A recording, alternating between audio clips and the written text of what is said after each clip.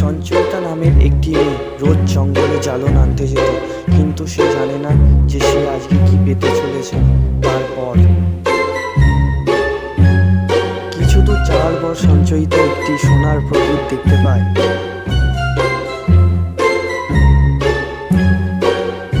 এতদিন আমি জ্বালন আনতে আসি, কোনোদিন তো এখানে আমি এরকম চকচকে জিনিস দেখি। ওর মধ্যে কিছু মূল্যবান জিনিসও তো হতে পারে, চাই। তারপর সঞ্চয়িতা সেটাকে তুলে নিয়ে বসতে থাকে ধুলোহীন পরিষ্কার করার জন্য।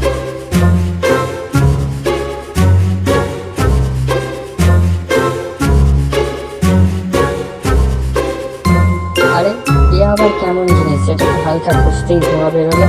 নিশ্চয়ই এর মধ্যে কিছু মূল্যবান জিনিস আছে, যাই এটা আমি বাড়িতে গিয়ে আমার স্বামীকে দেখাই। সেই যদি এই বিষয় কিছু জেনে থাকে তাহলে হয়তো আমাকে বলতে পারে। কিন্তু এটাকে বাড়িতে নিয়ে গিয়ে রাখলে কোনো অসুবিধা হবে না তো আবার?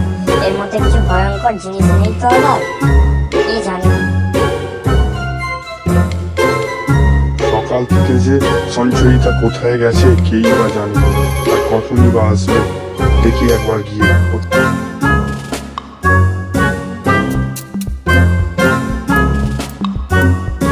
আরে এত দূর খুঁজতে খুঁজতে চলে এলাম, কই এখনো দেখতে পাচ্ছি না তো। কোন দিকে যে গেছে কে জানে।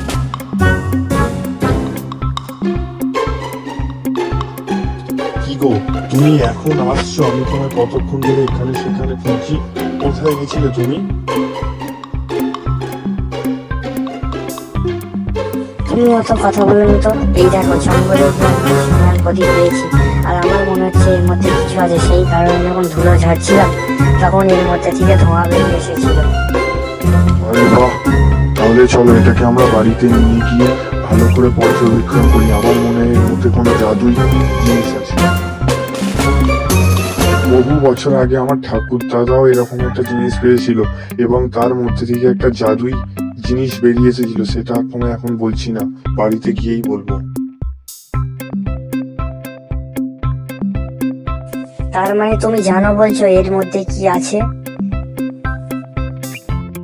ঠিক মতো তো জানি না, কিন্তু হলেও হতে পারে। ওরা দুজন জিনিসটিকে নিয়ে গিয়ে ঘরে গিয়ে খুঁজতে থাকে জোরে জোরে।